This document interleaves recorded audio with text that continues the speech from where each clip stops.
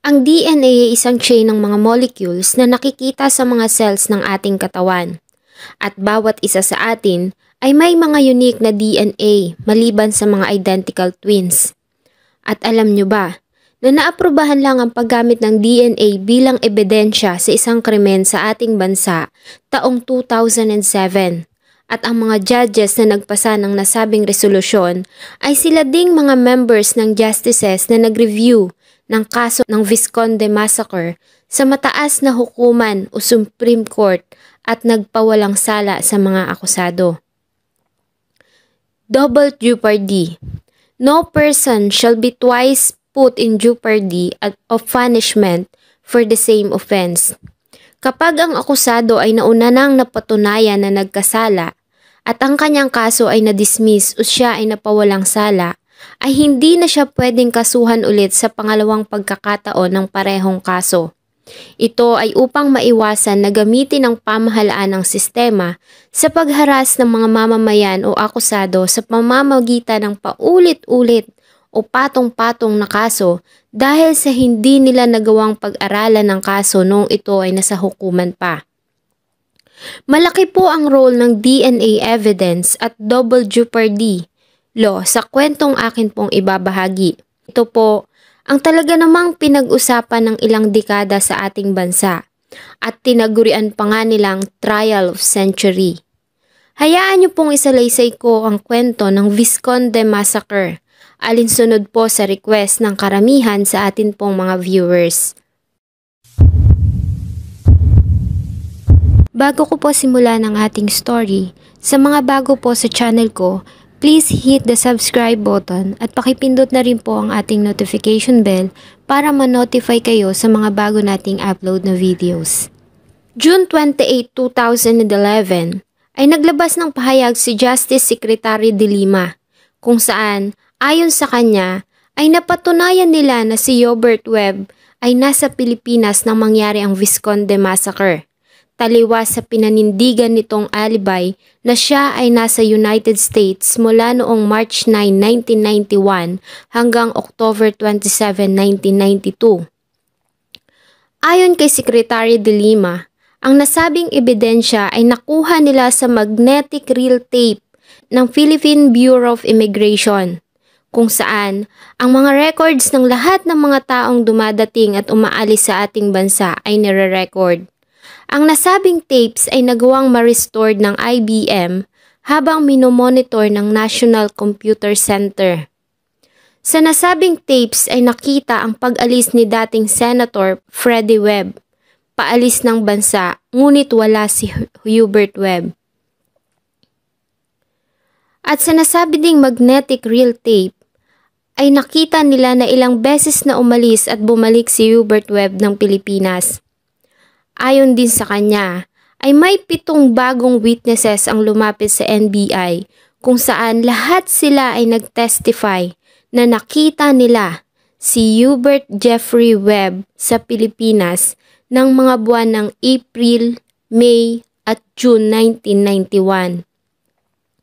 At ang mga nasabing witnesses ay pumasa sa polygraph test, kung saan ito ay binubuo ng isang electrician, nagbebenta ng pinagbabawal na gamot, basketball players, hairdresser at security guard. Ang electrician ay nagtestify na nagtatrabaho siya sa mga web mula pa noong 1982 at ayon sa kanya ay nakita niya ng labhan ng labandera ang may dugong damit ni Hubert Webb. At narinig niya din itong sumisigaw at nagsasabing, "Kasalanan niyo kung hindi niyo ako pinabayaan, hindi ako magkakaganito."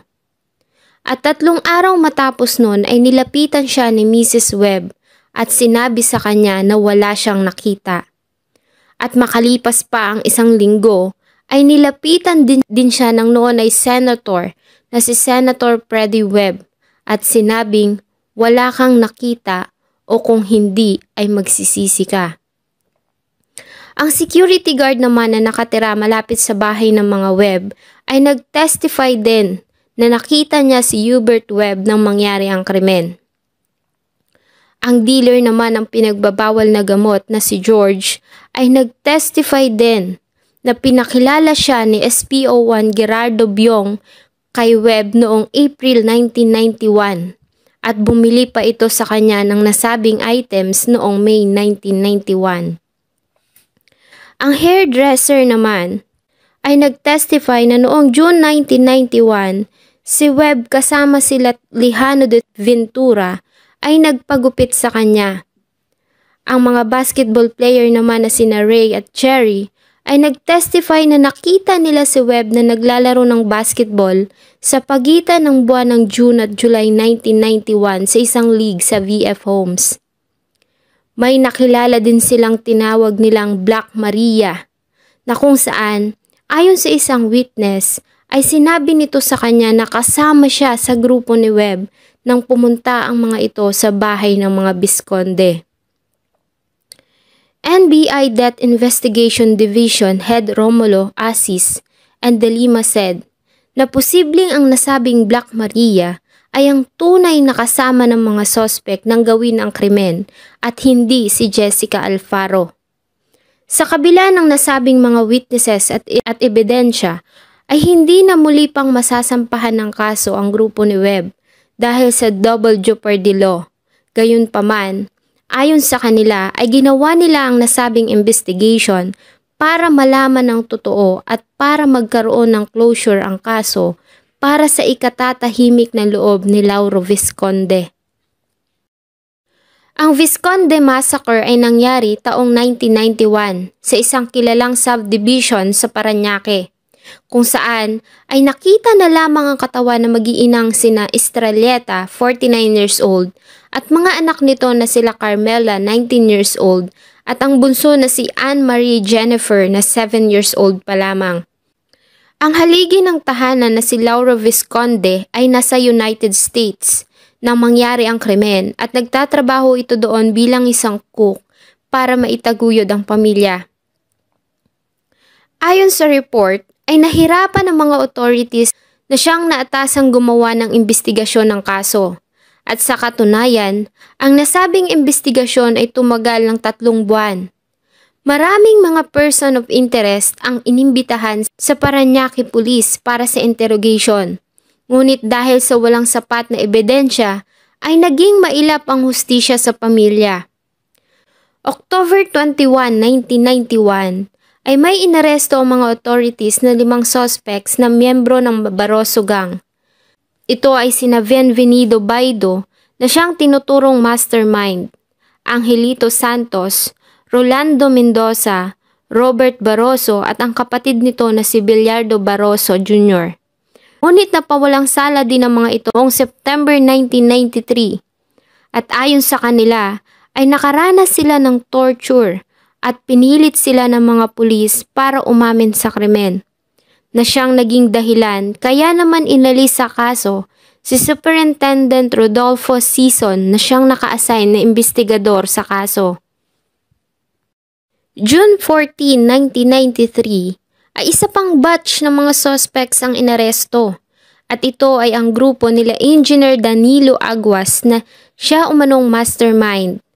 Ngunit napawalang sala ang mga ito matapos na i-dismiss ng Department of Justice ang kasong isinampa sa mga ito noong July 16, 1993. Base sa sinumpaang salaysay ng mga akusado na sila umano ay nakaranas ng torture mula sa Parañaque Police habang sila ay nasa kanilang custody.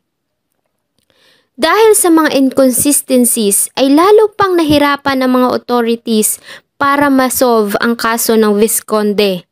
Maging ang NBI na inatasan ng Department of Justice na magsagawa ng parallel investigation ay wala ding malinaw na kasagutan sa nasabing kaso. Isa pa na nagpahirap sa kanila ay ang pag-contaminate ng crime scene at pagsunog ng ibang ebidensya na naging dahilan ng pagkasibak sa serbisyo ni Gerardo Byong na isang pulis Parañaque na siyang unang rumisponde sa crime scene. Hanggang sa noong April 18, 1995, 4 na taon matapos ang trahedya, ay may lumabas na isang star witness sa nasabing pangyayari sa katauhan ni Jessica Alfaro, kung saan ay pinangalanan nito ang mga sospek na nagmula sa mga kilalang pamilya na sina Hubert Jeffrey Webb, na anak ng noon ay congressman ng Parañaque at na-elect pa na senator ng mga sumunod na taon na si Freddie Webb. Isa pa sa pinangalanang suspect ay si Antonio Tony Boy Lejano III, na anak ng sikat na artista noon na si Pinky De Leon. Hospicio Fike Fernandez, na anak ng isang retired na Commodore o may mataas na ranggo sa militar. Michael Mike Gatchalian at Miguel Rodriguez, na mga anak ng mga kilalang magagaling na abogado. Peter Estrada, anak ng isang negosyante, at sina Joey Philart at Artemio Ventura. Dahil sa sinumpaang salaysay ni Jessica Alfaro, ay nakakita ng sapat na probable cause ang prosecutor's office para iakyat ang kaso sa husgado. August 10, 1995 ay nagsimula ang pagdinig ng kaso sa mababang hukuman ng Parañaque RTC Branch 274 at ang judge na naatasang humawak ng kaso ay si Judge Amelita Tolentino. Si Dr. Prospero A. Cabanayan, ang Medical Legal Officer ng National Bureau of Investigation na nagsagawa ng autopsy sa mga katawan ng biktima, at ayon sa kanya, nang dumating ang mga katawan ay nasa rigor mortis stage na ang mga ito o patay na for almost 12 hours.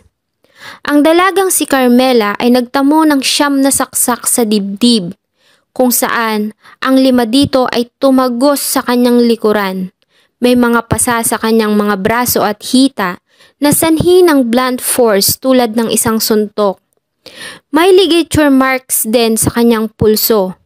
Ang kanyang mga kamay ay nakatali sa likuran ng isang electric cord at ang kanyang bibig ay may nakalagay na punda ng unan. Nakakuha din sila ng specimen sa masilang bahagi ng katawan nito na positibong similya na nanggaling sa isang lalaki. Si Estrelleta naman ay nakatali din ang mga kamay ng isang electric cord na may kasama pang saksakan. Nagtamo ito ng 12 saksak na kung saan ang 8 sa mga ito ay tumagos sa kanyang katawan at natamaan ang kanyang mga masiselang organs. Ang bunsong si Jennifer ay nagtamo ng 19 na saksak na kung saan karamihan dito ay tumama sa kanyang kanang dibdib at ang 2 dito ay mula sa kanyang likuran. May nakita ding malalaking sugat sa kanyang kanan at kaliwang braso na senyales na ito ay nanlaban o defense wounds. Ito sa mga saksak sa kanyang dibdib ay tumagos sa kanyang likuran. Base sa mga sugat at saksak na natamo ng mga biktima, ayon kay Dr. Cabanayan, ay ito ay sanhi gamit ang isang matalim at single-bladed na patalim tulad ng kitchen knife. Jessica Alfaro. Ayon sa kanya, noong June 29, 1991, nang bandang alas 8:30 ng gabi, ay minamaneho niya ang kanyang sasakyan na Mitsubishi Lancer kasama ang noon ay nobyo na si Peter Estrada at tinungo nila ang Ayala Alabang Commercial Center parking lot para bumili ng pinagbabawal na gamot kay Artemio Dong Ventura. Doon ay pinakilala sila ni Ventura sa mga kaibigan nito na sila Hubert Jeffrey Webb, Antonio Tony Boy Lejano III, Miguel Ging Rodriguez, Hospicio Pike Fernandez, Michael Mike Gatchalian at Joey Philart. Ayon sa kanya ay malimit niyang makita ang grupo sa isang shabu house sa Parañaque noong January 1991. Maliban kay Ventura na nakilala niya noong December pa ng taong 1990. Ayon kay Alfaro, habang gumagamit siya ng pinagbabawal na gamot, ay nilapitan siya ni Webb at nag-request ito na i-relay niya ang mensahe sa isang babae. Dahil sa hindi umano pumapayag ang ina nito na makipag-usap ang nasabing babae sa isang lalaki, kaya naman ay pumayag si Alfaro sa pakiusap nito. At nag-drive na sila patungo sa bahay ng babae na she later knew was Carmela Visconde. Sakay pa rin ang kanyang sasakyan ay sinundan nila ang sasakyan nila Joey Philart at Rodriguez na Mazda pickup. Si Webb, Lejano, Ventura, Fernandez at Gatchalian naman ay nasa isang Nissan patrol car. Tinungo na nga nila ang bahay ng mga Visconde sa Vinson Street, 700 Subdivision, BF Homes, Parañaque City. Nang marating nila ang destinasyon ay nagpark si Alfaro sa Vinson Street at tinungo niya ang bahay ng mga Visconde. Nang pindutin niya ang buzzer ay lumabas si Carmela. Ayon kay Alfaro ay nakita niya na si Carmela ng 2 beses noong January 1991. Nang lumabas ang dalaga ay sinabi ni Alfaro ang mensahe ni Webb. Ayon naman kay Carmela ay hindi siya pwedeng lumabas dahil kararating niya lamang at sinabihan niya si Alfaro na bumalik matapos ang 20 minutes. Nang i-relay ni Alfaro kay Webb ang sinabi ng dalaga, ay sinabihan nito ang grupo na bumalik sa Ayala Alabang Commercial Center, kung saan ay muli pinagpatuloy nila ang paggamit ng pinagbabawal na gamot. Matapos ang ilang minuto ay muli silang bumalik, ngunit si Alfaro lang ang tumuloy sa Vinson Street. Ang Nissan Patrol at Mazda pickup ay nagpark sa Aguirre Avenue. Nakita ni Alfaro si Carmela sa kanilang hardin.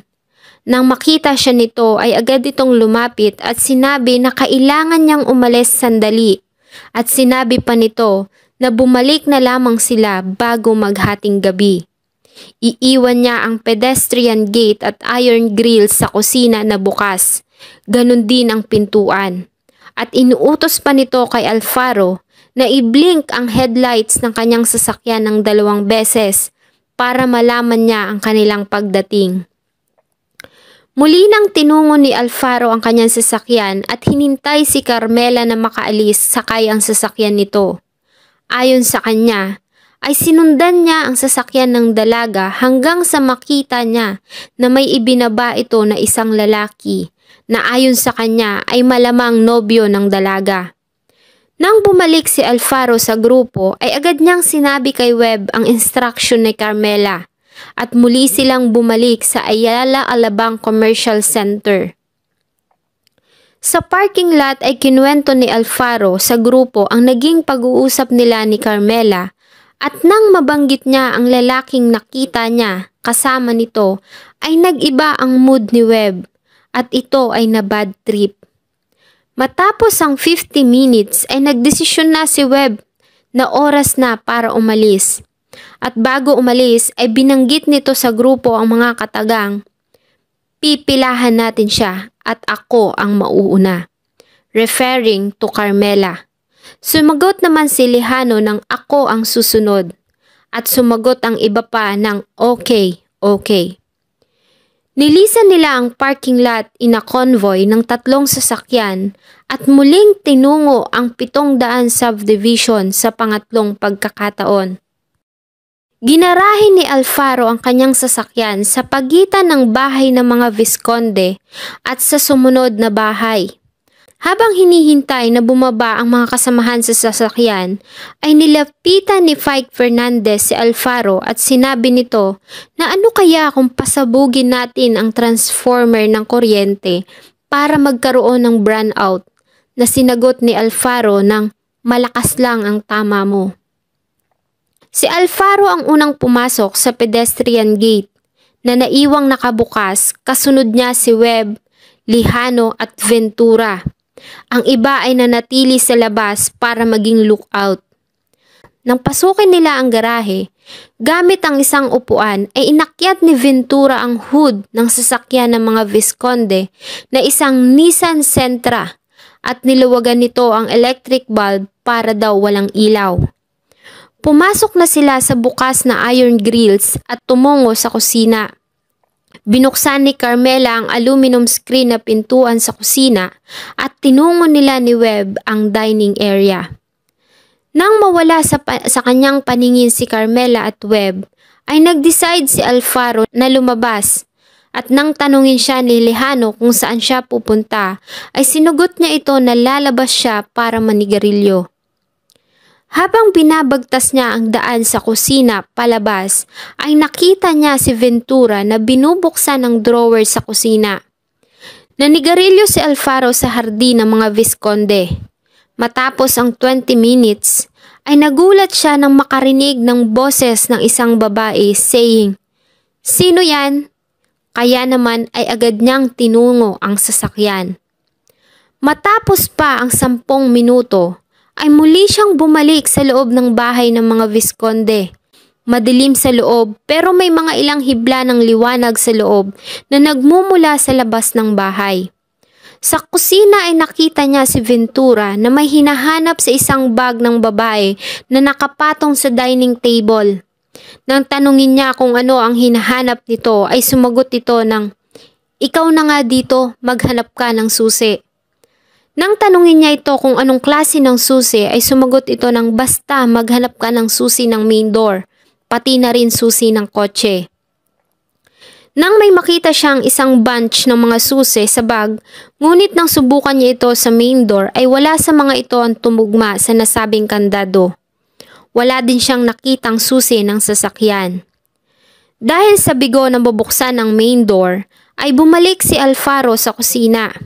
At habang siya ay nasa spot leading sa dining area, ay may narinig siyang static noise na nagmumula sa TV. Out of curiosity, ay tinungo niya ang master's bedroom at bahagya niyang binuksan ang pintuan at doon niya nakita si Carmela sa sahig at nakadagan dito si Webb. May nakita din siyang 2 duguang katawan sa kama. Agad siyang lumabas at nasalubong niya si Ventura sa dining area. Sinabihan siya nito ng prepare and escape, aalis na tayo. At dahil sa nagulat sa mga nakita, ay agad na lumabas si Alfaro sa bahay at tinungo ang kanyang sasakyan at agad na binuhay ang engine nito, ngunit hindi niya alam kung saan pupunta. Lumabas na din ng bahay sila Webb, Lejano at Ventura. Nakita niya pa na pumulot si Webb ng isang bato at ibinato ito sa main door ng bahay, na siyang naging dahilan ng pagkabasag ng glass frame nito. Habang papalabas ng gate ay narinig niya pa si Webb na sinabi kay Ventura na naiwan niya ang kanyang jacket sa loob ng bahay. Ngunit sinabi ni Ventura na hindi na sila pwedeng pumasok dahil nakalak na ang iron grills. At nilisan na nila ang lugar hanggang sa marating nila ang Aguirre Avenue. Nang malapit na sila sa lumang hotel ng Tropical Palace, ay napansin ni Alfaro na bumagal ang takbo ng Nissan Patrol at may tinapon ang isa sa mga sakay nito sa isang lugar doon na may makapal na kugon. Ang convoy ay pumunta sa isang malaking bahay na napapalibutan ng matataas na pader, bakal na gate at may mahabang driveway sa VF Executive Village. Pumasok sila sa compound at nag-gather sa lawn kung saan na naganap ang blaming session o sisihan. At doon na nalaman ni Alfaro at ng mga nanatili sa labas ng bahay ng mga Visconde ang nangyari. Ang unang namatay is si Estrelleta, sumunod si Jennifer at si Carmela. Sinisi ni Ventura si Webb saying, "Bakit naman pati yung bata?" At sumagot naman si Webb saying, "Nagising yung bata." At nang makita siya nito na minumolestya si Carmela, ay tinalunan siya nito at kinagat sa braso. Kaya naman ay hinawakan niya ito sa buhok at doon niya ito sinaksak. Nang mga oras na yon ay saglit na nagpaalam si Lejano na gamitin ang telepono sa bahay. At ito ay may kinausap. May kinausap din si Webb sa kanyang cellular phone. Nang bandang 2:00 ng umaga, Ang pulis na si Gerardo Biong ay dumating. Inutusan nito ni Webb na linisin ang bahay ng Visconde. At narinig niya pang sinabi nito ang katagang, "Pera lang ang katapat niyan." At sinagot naman ni Webb ng, "Okay lang." Matapos noon ay kinausap sila ni Webb at sinabihan na hindi tayo nagkita-kita. At matapos noon ay umalis na si Alfaro at ang nobyong si Estrada at tinungo ng mga ito ang bahay ng kanyang ama. Ayon din sa kanya na hindi niya nagawang magsumbong dahil sa tinakot siya nila Rodriguez na papatayin kapag siya ay nagsalita. At nagpasya lamang siya na maging witness dahil sa binabagabag siya ng kanyang konsensya. At palagi niyang napapanaginipan ang nangyari sa batang si Jennifer. Ngunit sa halip na ito ay ang kanyang anak ang pinapatay sa kanyang panaginip. December 14, 1995 ay isa pang witness ang lumabas at humarap sa hukuman. Ito ay ang dating labandera ng mga Webb na si Mila Gaviola. Ayon sa kanya, noong umaga ng June 30, 1991 ay maaga siyang umakyat para kolektahin ang mga labahin. At nang tunguhin niya ang silit ng magkakapatid ay nakita niya si Hubert na nakaupo sa kama nito at tanging pantalon lamang ang suot. Nang kunin niya ang mga damit at nang kanya itong labhan ay napansin niya ang isang t-shirt ni Hubert Webb na may mga talsik ng dugo. Lolita Berrer. Si Lolita Berrer ay isang widow na residente din ng United Parañaque Subdivision na kasintahan ni Biong Gerardo. Ayon sa kanya, noong June 29, 1991 ng bandang alas 6 ng hapon ay niyaya siya ni Gerardo na pumunta sa Parañaque Police Station para maglaro ng mahjong sa likod ng station sa Alinglos Canteen. Nagsimula silang maglaro ng bandang alas 6:30 ng gabi. Sa pagitan ng alauna at alas 2 ng madaling araw noong June 30, 1991, ang radio operator ng station ay nagtungo sa kantin at sinabi nito kay Gerardo na may tawag para sa kanya. Nang tumayo ito para sagutin ang tawag ay siya ang pumalit para ituloy ang paglalaro. Makalipas ang ilang sandali ay sinundan niya si Gerardo sa opisina dahil sa nais niya itong tanungin kung sasali pa ba ito sa susunod na bet. Nakita niya si Gerardo na may kausap pa din sa telepono at narinig niyang sinabi nito ang mga salitang, "Ano? Saan? Mahirap yan ah. O sige, dadating ako." "Ano? Saan? Dilaw na taxi?" Nang matapos ang tawag, ay sinabihan siya nito na aalis siya sandali at nakita niya ang isang taxi cab na dumating at may sakay ito na isang lalaki sa backseat. Nagpaalam sa kanya si Gerardo at sinabi pa nito na pupunta siya ng VF Homes. Bumalik naman siya sa kantina at nagpatuloy sa paglalaro ng mahjong hanggang umaga. Bandang alas 7 ng umaga na bumalik si Gerardo at dumiretso ito sa washing area ng kantina. Nang sundan niya ito ay nakita niya na hinuhugasan nito ang mantsa ng dugo sa kanyang mga kuko. Matapos noon ay pinunasan nito ang mukha at kamay ng isang panyo at itinapon. Nang tanungin niya kung bakit nito tinapon ng panyo ay sumagot ito na iba ang amoy. Mula nang dumating si Gerardo ay nag-iba ang mood nito at tila aburido at nagrereklamo saying, "Mga batang yon, pinahirapan ako ng husto." Nakita niya rin ang kunin ni Gerardo ang isang kutsilyo na may aluminum cover sa kanyang drawer at inilagay ito sa kanyang steel cabinet. Niyaya niya itong kumain ng tanghalian, subalit ay dumating ang isa pang pulis na si Galvan at sinabi nito kay Gerardo na magtungo sa BF Homes para imbestigahan ang 3 taong namatay. At agad namang sumagot si Gerardo ng oo, susunod na ako. At tinungo nito ang opisina ni Captain Bartolome. With Captain Bartolome's permission ay sumama si Berrer sa residente ng mga Visconde. Nang makarating sila sa bahay ng mga Visconde ay agad na pinatawag ni Gerardo ang mga kamag-anak ng biktima at Homeowners Association President ng nasabing subdivision. At isang Mr. Lopez at Mrs. Moreno ang dumating. Ganon din ang isang security guard na may pangalang White Jr. na siyang nagturo ng location ng mga katawan ng mga biktima sa master's bedroom. Matapos na inspeksyonin ang mga katawan ay nagtungo si Gerardo sa toilet at binuksan nito ang gripo. Ang tubig na nagmumula dito ay naging dahilan ng pagkabura ng mga bahid ng dugo sa sahig ng banyo. Binuksan din ni Gerardo ang mga drawers gamit ang kanyang ballpen at nakita niya na kinuha nito ang isang bilog na pendant watch at ibinulsa iyon. Nang lumabas sila ng kwarto ay nakita nila sa ibabaw ng dining table ang isang shoulder bag at ang nagkalat na mga gamit tulad ng ATM card ng isang biktima na si Carmela. Ganon din ang lisensya nito at calling cards. Tinungo ni Gerardo ang main door at inalis ang chain lock.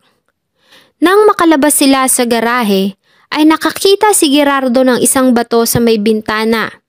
At sinabihan nito si Captain Bartolome na pumasok sa kwarto ng mga katulong para tignan kung hindi ba maririnig mula doon ang pagbasag ng mga salamin. Nang makapasok na si Captain Bartolome sa nasabing silid, ay binasag ni Gerardo ang mga natitirang salamin ng main door gamit ang hawakan ng kanyang baril. At nang tanungin niya si Captain Bartolome ay sumagot ito ng affirmative. Ang sumunod na ininspeksyon ni Gerardo ay ang garahe, kung saan ay may nakita itong bakas ng paa sa hood ng sasakyan ng mga Visconde at ganun din ang fingerprints sa bumbilya. Nanatili naman siya sa tabi ni Gerardo habang pinapanood niya ito. Matapos ang nasabing inspeksyon ay bumalik na sila sa Parañaque Municipal Building ng bandang 1:00 ng umaga. Din sa kanya, noong July 1, 1991, ng bandang 10:00 ng umaga, ay dumating si Gerardo sa kanyang bahay at kasama nito ang 2 katulong ng mga Visconde. Matapos ang tanghalian ay hinayaan nila na makapagpahinga ang mga nasabing katulong.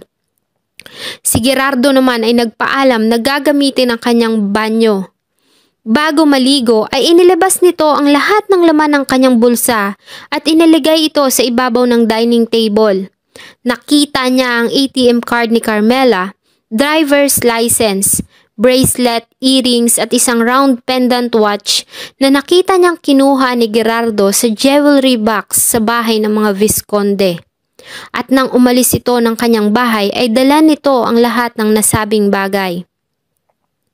July 2, 1991 ng bandang 6:00 ng hapon ay nagtungo si Berer sa opisina ni Gerardo sa Parañaque Municipal Building, kung saan ay nakita niya na binuksan ni Gerardo ang steel cabinet at may nilabas doon na isang brown leather jacket. Nang tanungin niya kung saan ito galing ay sinugot siya nito na may nagregalo sa kanya. Ngunit dahil sa pangungulit niya ay nagbago ito ng sagot at sinabi nitong, "Natatandaan mo ba yung nirespondehan ko nung gabi sa BF Homes? Doon galing yon." Ang mga nasabing alahas naman na kinuha ni Gerardo sa Visconde residence ay sinanla nito sa pawn shop na may nagkakahalaga ng 20,000 pesos. Ayon pa sa kanya, makalipas ang 2 linggo ay muli pa silang bumalik sa residente ng mga Visconde para pa rin mag-imbestiga at 2 beses pa siya na sinama ni Gerardo. Isang araw ay sinama siya nito sa isang bahay kung saan ay tanging ito lang ang pumasok sa loob at naiwan siya sa loob ng taxi. Nang lumabas si Gerardo sa nasabing bahay ay may hawak na itong isang envelope na may lamang pera. At ang nasabing bahay ay nakilala niya ang bahay ni Senator Webb dahil noong December 7, 1995, habang siya ay nasa Pangasinan, ay nakita niya ang nasabing bahay na features sa ABS-CBN TV Patrol News. Normal White Jr. Si White Jr. ang security guard na naka-duty kasama si Edgar Mendez sa 700 subdivision mula alas 7 ng gabi noong June 29, 1991 hanggang alas 7 ng umaga noong June 30, 1991. Ayon sa kanya, nang bandang alas 6 ng umaga ay nakatanggap siya ng tawag sa isang homeowner kung saan ay sinabi nito ang tungkol sa nangyaring insidente, kaya naman ay agad niyang tinungo ang bahay ng mga Visconde. Nang marating niya ang bahay ay marami ng tao. Ang mga katulong ng mga Visconde ang nagturo sa kanya sa katawan ng mga biktima sa master's bedroom.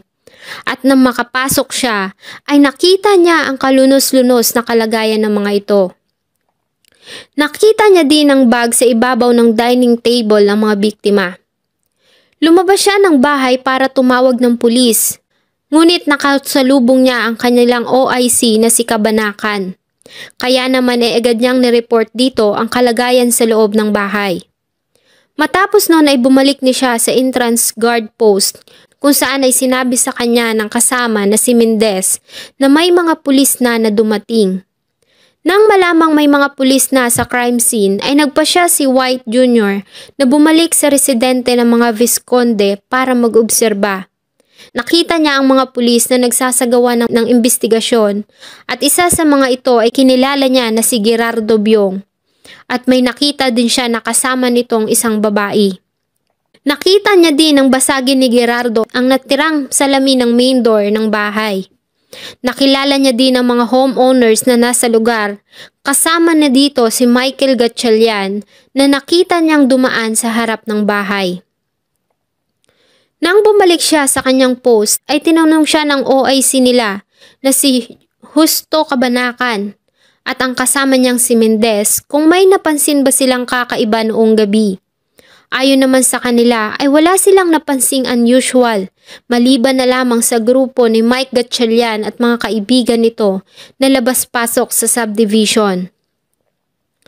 Ayon din sa kanya, ay naalala niyang pumasok ng subdivision ang grupo ni Mike Gatchalian noong gabi ng June 29, 1991. Dahil nang malapit na ito sa gate ng subdivision, ay bumagal ang takbo nito dahil sa humps.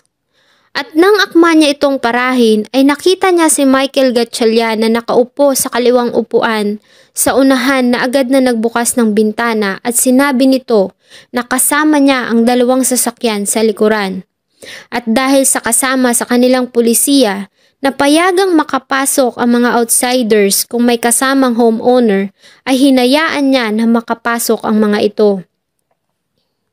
Ayon din sa kanya, na noong gabi ng June 30, 1991 ay may mga pulis na kumuha sa kanya sa 700 Subdivision Homeowners Association at dinala siya sa Parañaque Municipal Building kung saan ay pinilit siya ni Biong Gerardo na umamin na kasama siya sa gumawa ng nasabing pagpatay. Sinuntok siya ni Gerardo habang ini-insist nito na isa siya sa mga kriminal. Siya at ang kanyang kasamang si Mendez ay sinundo ng kanilang chief sa 700 subdivision na si Nestor Potenciano Jr. at OIC na si Justo Kabanakan. Kinuha din ni Gerardo ang kanilang logbook kung saan nila isinusulat ang mga pangalan at plaka ng mga bumibisitang sasakyan sa subdivision. Ganon din ang street at may-ari ng bahay na kanilang pupuntahan. Justo Kabanakan. Ayon sa kanya, ay una niyang nakilala si Hubert Webb noong unang linggo ng May 1991 dahil sa pinahinto niya ang sasakyan nito sa gate ng subdivision dahil sa wala itong local sticker ng 700 subdivision na kanilang binabantayan. Bandang alas 7 ng gabi nang dumating ito, binati niya umano ang binata at tinanong kung saan ito pupunta. Sumagot naman ito na makikipagkita siya kay Lilette C. na residente doon. Nang sabihan niya na ito ay magpakita ng ID, ay itinuro ni Webb ang sticker sa harap ng kanyang sasakyan. At ayon sa kanya, ay residente din siya ng BF Homes. Ngunit ipinaliwanag niya dito na ang nasabing sticker ay para sa United VF Homes at hindi para sa local 700 subdivision. Sumagot si Webb ng taga dyan lang ako sa Phase 3. Anak ako ni Congressman Webb. Pero pinilit niya pa rin na magpakita ito ng ID, kaya naman inabot nito sa kanya ang ID at kitang-kita niya sa kilos nito ang pagkairita. Nilabas nito sa wallet ang isang laminated ID card na may larawan at nakasulat na pangalang Hubert Webb. Matapos makita ang ID ay binalik niya ito kay Webb at hinayaan itong makapasok sa subdivision. However, ay hindi niya nagawang i-record ito sa kanilang logbook dahil sa anak naman ito ng Parañaque congressman. Ayon sa kanya, noong umaga ng June 30, 1991, ay tinungo niya din ang bahay ng mga Visconde matapos nasabihan siya ng mga security guard na si Mendez at White Jr. tungkol sa nangyaring krimen.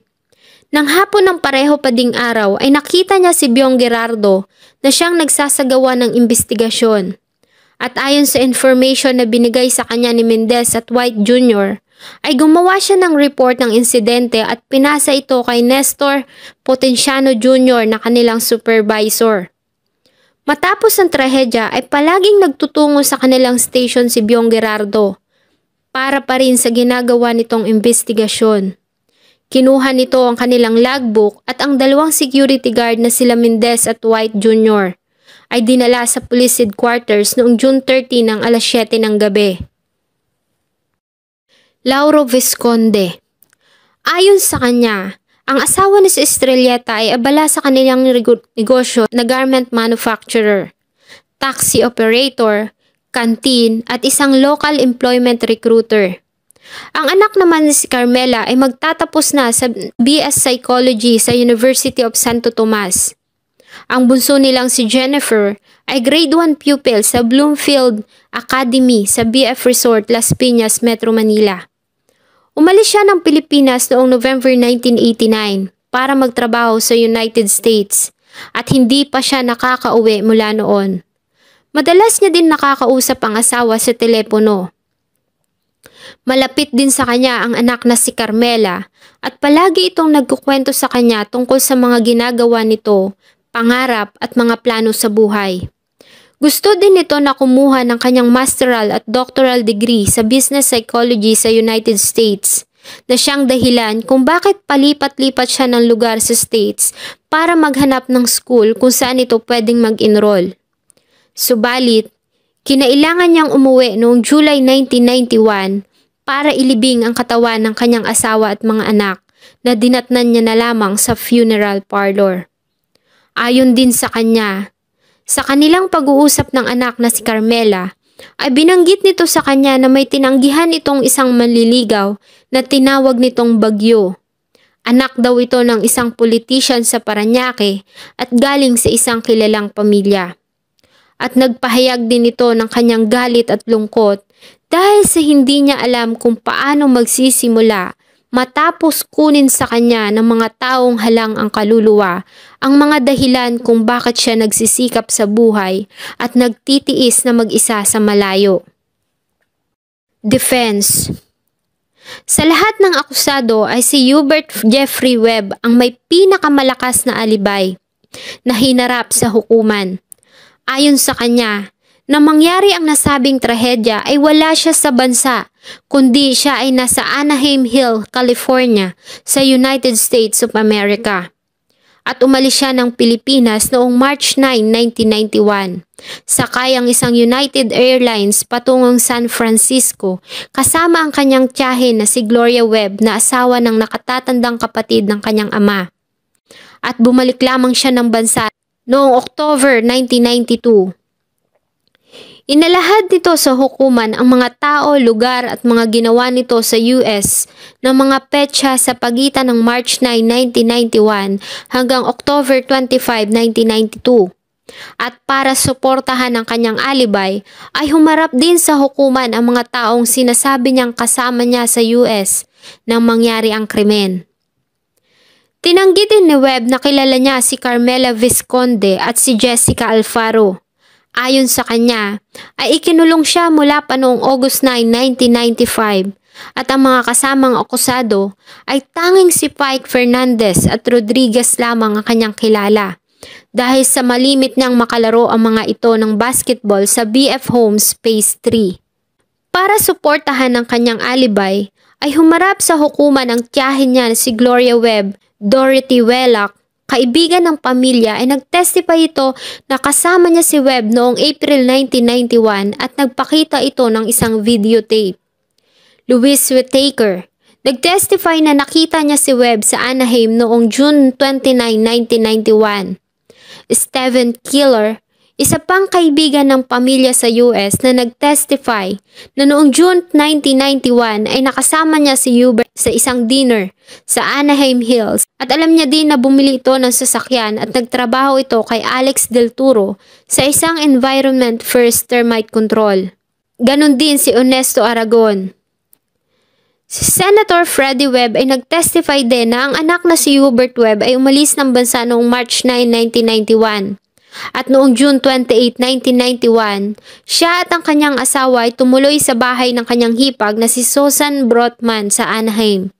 At noong June 29, 1991, ay kumain sila ng dinner sa bahay nito kasama si Hubert. At noong July 1, 1991, ay nag-shopping pa siya ng damit kasama si Aragon at ang anak na si Hubert bago sila bumili ng sasakyan na Toyota MR2 na binayaran niya ng tseke.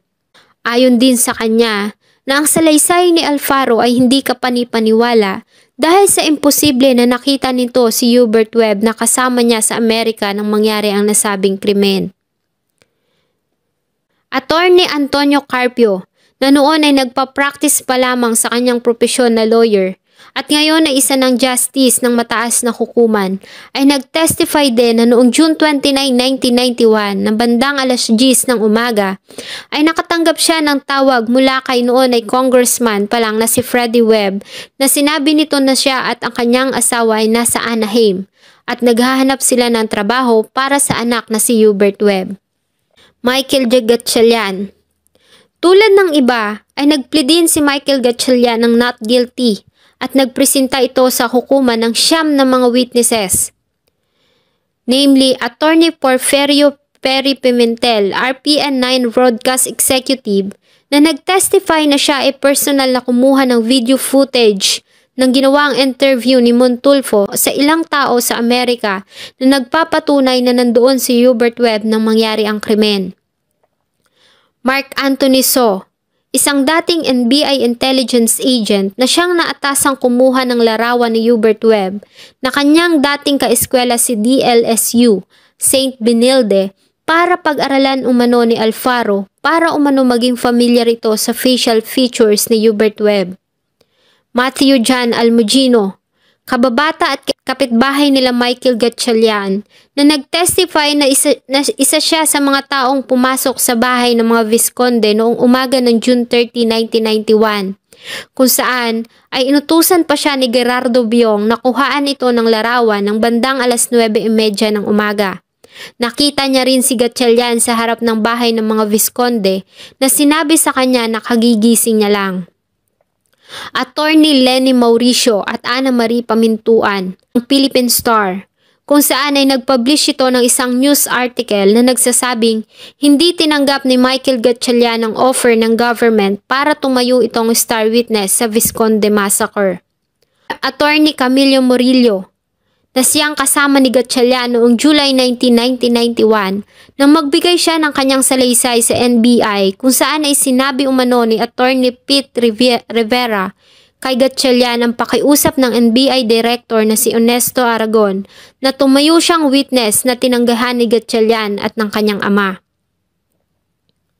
Attorney Manuel Sunga, na siyang kasama ni Gatchalian sa DOJ nang magpasa ito ng counter affidavit, ay nag-testify na sila ay inimbitahan sa isang conference room kung saan ang state prosecutor sa katauhan ni Secretary Gingona ay nag-offer kay Gatchalian na maging star witness ngunit muli itong tumanggi. Attorney Francisco Gatchalian confirmed na ang NBI at DOJ ay nagbigay ng offer sa kanyang anak para maging witness na kanilang tinanggihan dahil sa inosente ito sa nasabing akusa. Ayon din sa kanya, na sinabi sa kanya ng anak na si Michael na noong gabi ng June 29, 1991 hanggang umaga ng June 30, 1991 ay kasama nito ang mga kaibigan sa Ayala Alabang Village sa Muntinlupa sa residente ng mga shops. Ayon din sa kanya, na noong umaga ng June 30, 1991 habang nagja-jogging ay napadaan siya sa bahay ng mga Visconde ng bandang 7:30 ng umaga at may nakita siyang mga tao na nag-ipon-ipon doon at nang bandang 8:30 ay mas dumami pa ang mga tao. Kaya naman, inutusan niya ang anak na si Michael na kagigising pa lamang na magtungo doon para tignan kung ano ang nangyayari. Sumunod naman ito at bumalik ng ganap na 10:00 ng umaga at sinabi sa kanya na may nakawan at may mga taong namatay sa loob ng bahay. At tinanggi niya rin ang sinabi ni Alfaro na sila ay magkamag-anak. Miguel Rodriguez. Ayon sa kanya, nang mangyari ang krimen ay nasa bahay siya. Prinisinta din nito si Colonel Charles Kalinma Jr. na nag-testify ng ginawang mistaken identity ng star witness na si Jessica Alfaro dahil sa imbes na si Miguel Rodriguez ay isang adik na kanyang personal na pinull out sa Bicutan Rehabilitation Center ang tinuro nito.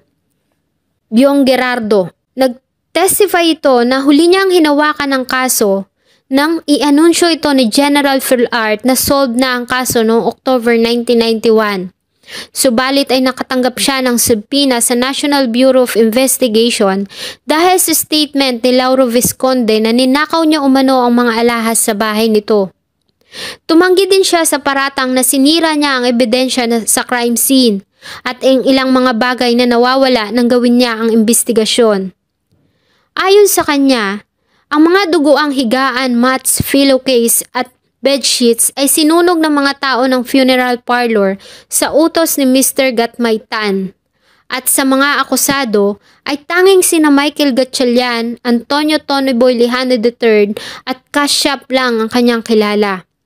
At pinabulaanan niya din ang testimonya ng dating karelasyon na si Berer tungkol sa paglalaro nila ng mahjong noong gabi ng June 29, 1991 dahil araw iyon ng Sabado at sarado umano ang kanilang tanggapan pag-araw ng Sabado at Linggo.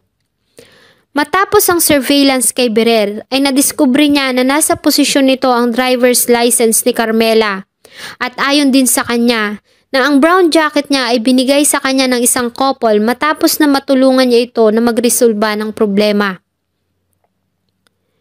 Nakita niya na lang umano si Webb at Estrada sa NBI at ayon din sa kanya, nagalit sa kanya si Berer dahil sa nasaktan niya umano ito nung sila ay magkarelasyon pa at naghiwalay sila dahil sa panlalalaki nito. Inamin din ni Gerardo na kasama niya si Berer na magsagawa siya ng investigasyon sa bahay ng mga Visconde noong umaga ng June 30, 1991. At inabin din nito na bago kuhaan ng larawan ng katawan ni Carmela ay tinanggal niya gamit ang kanyang bare hands ang isang stocking na nakabalot sa bibig nito at lieg. At sa main door naman ay ang tanging salamin lang na nasa itaas na bahagi nito ang kanyang binasag. Inamin din niya na may nakita siyang kulay pula na jewelry box at nakita niya ang isang pearl necklace sa loob nito na natatandaan niya na kinuhanan niya ng larawan. Pero hindi na niya umano nakita ang mga nasabing larawan. Nang lisanin nila ang Visconde House at dalhin ang mga biktima sa funeral parlor, ay hindi na niya tinangkang i-preserve ang mga dugoang carpet, bedsheets, blankets at iba pa dahil sa sinabi daw ng NBI na wala namang nakukuhang ebidensya sa mga bagay na yon. January 6, 2000. Matapos ang mahabang pagtatalo sa pagitan ng defense at prosecutions, ay naglabas na ng desisyon ang mababang hukuman ng Parañaque City Branch 274. Ayon kay Judge Tolentino, na ang mga akusado na sila Hubert Jeffrey Webb, Estrada, Fernandez Gatchalian, Lejano III, Miguel Rodriguez, at ang mga fugitives na sila Joey Philart at Artemio Ventura was found guilty beyond reasonable doubt sa kasong panggagahasa at pagpatay at hinatulan ng reklusyon perpetua o habang buhay na pagkakakulong on each count of murder at initasang magbayad ng sapat na halaga para sa indemnity sa naulilang si Lauro Visconde. Si Byong Gerardo naman ay napatunayan ding nagkasala bilang accessory sa krimen at sa pagsunog nito at pagtampered ng mga evidence at hinatulan ng 11 years, 4 months and 1 day hanggang 12 years na pagkakakulong at pinasa na ang nasabing kaso sa hukuman ng apela o Court of Appeals. Tulad ng inaasahan ay nagpasa ang mga akusado ng apela sa Court of Appeals at lahat sila ay nag-claim na sila ay inosente at walang kinalaman sa krimen, na sila ay dumanas ng trial by publicity at ang judge ay naging bias sa binigay nitong hatol. Sa nasabing apela ay kinwestiyon nila ang mga inconsistencies sa mga statement ng mga witnesses na hinarap ng prosecution. Sa pinasang motion for reconsideration ng mga akusado, ang Special Division ng Court of Appeals na may 5 miyembro ay bumoto ng 3 against 2 para i-deny ang nasabing motion at apela ng mga akusado noong December 15, 2005. At sinang-ayunan nito ang binigay na hatol ng mababang hukuman. Subalit, binawasan nito ang hatol kay Byong Gerardo. Mula sa 11 years ay hinatulan nito ng 6 na taon na pagkakakulong sa correctional hanggang 12 years na maximum prison mayor. At dinagdagan naman nito ang civil indemnity ng 200,000 para sa naulila na si Lauro Visconde. At pinasa na ang kaso sa mataas na hukuman o Supreme Court para sa review kung tama ba ang naging desisyon ng mababang hukuman at ng Court of Appeals.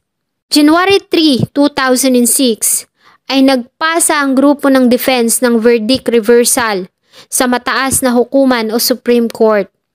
November 17, 2006, Supreme Court grant the appeal at binigyan nila ng mas mahabang panahon para sa review ang pending motion for recommendation ng mga akusado. DNA evidence.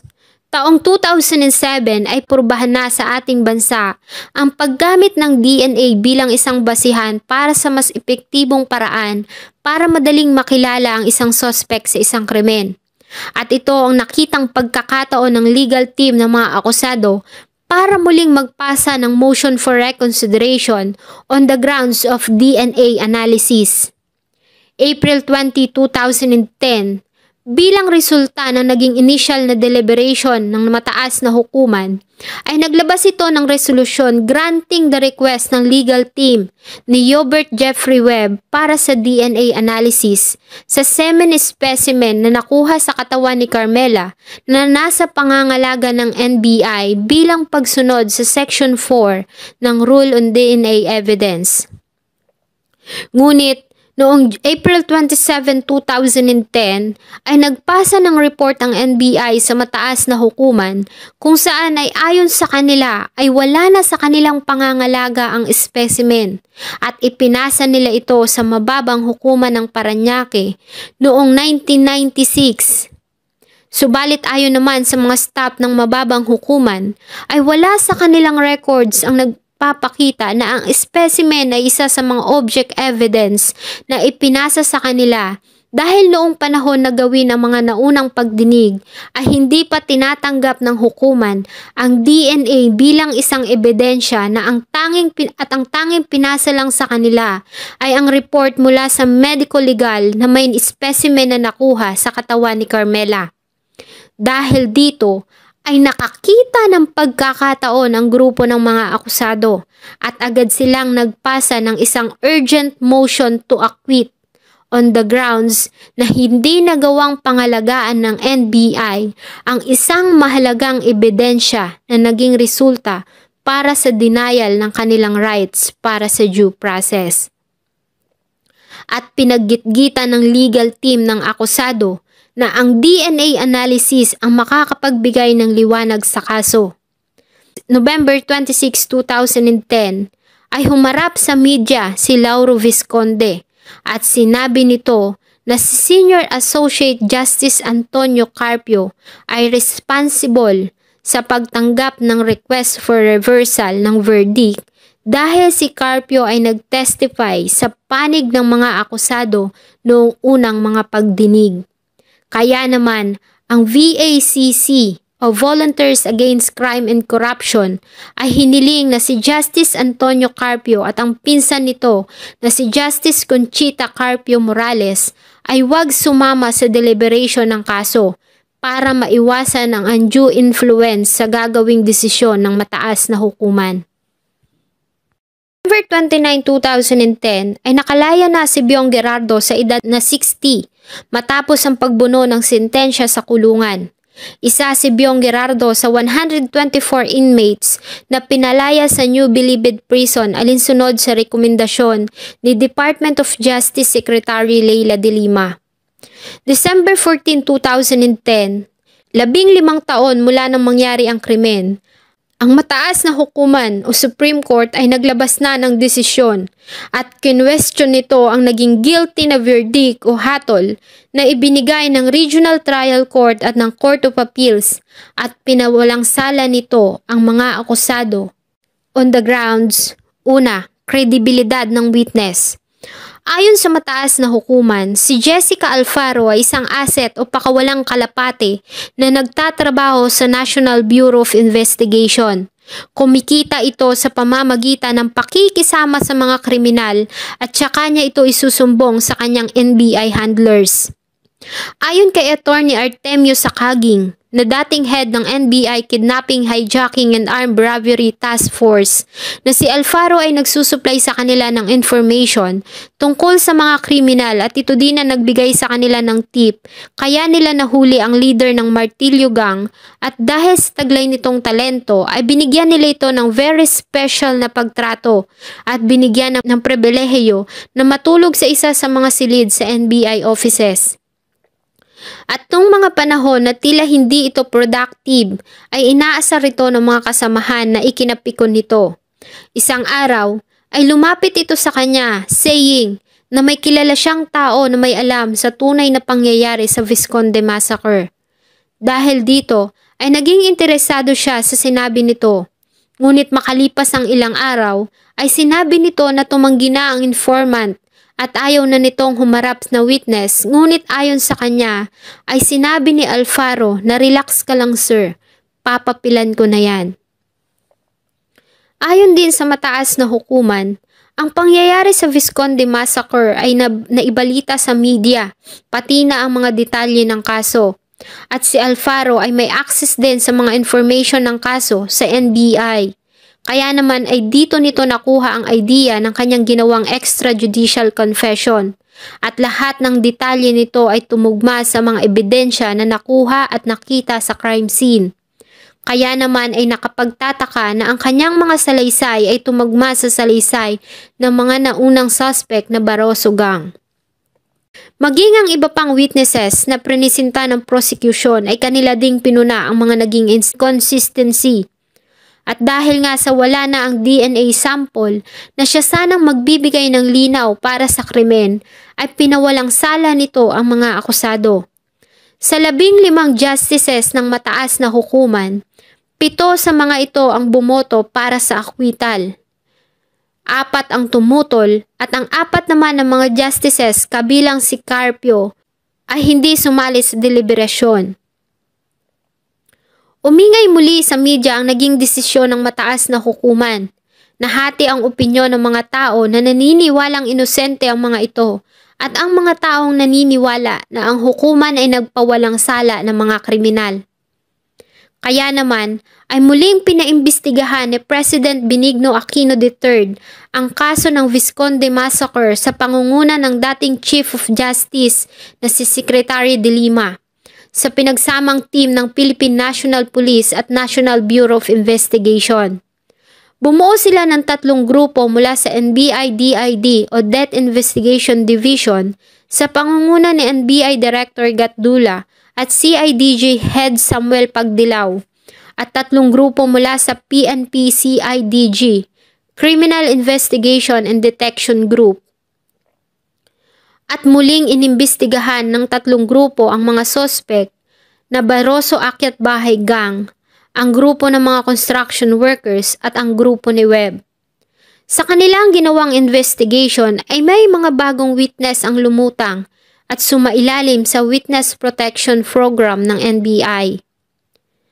Ang National President ng Association of Commentators ng Philippines na si Melchor Gongora Chavez ay personal din na lumapit sa opisina ng Department of Justice.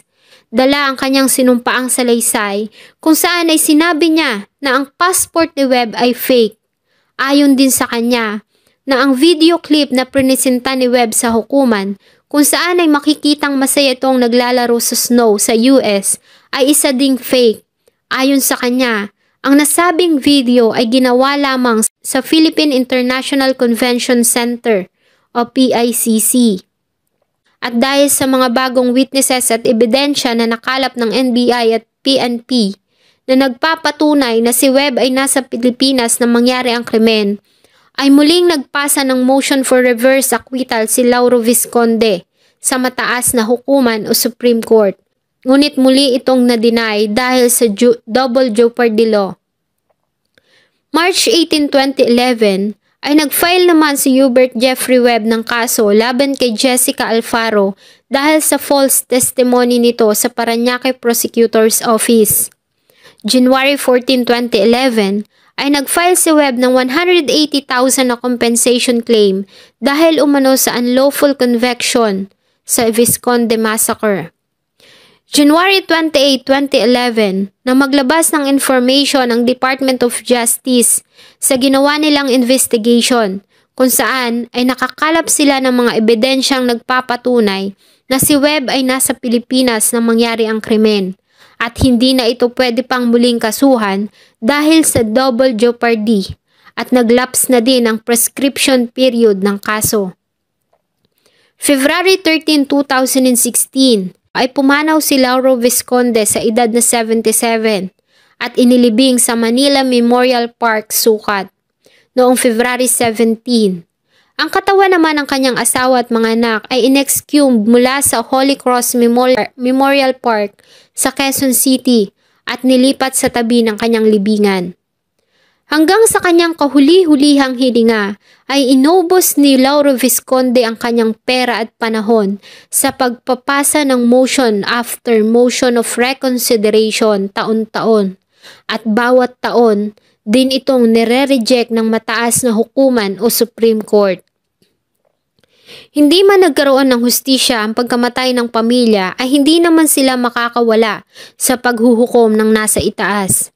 Sana po ay nagustuhan nyo ang malungkot na kwentong aking ibinahagi. Huwag nyo pong kalimutan na mag-iwan ng inyong saloobin tungkol sa ating topic sa comment section. Thank you so much po and see you in my next video.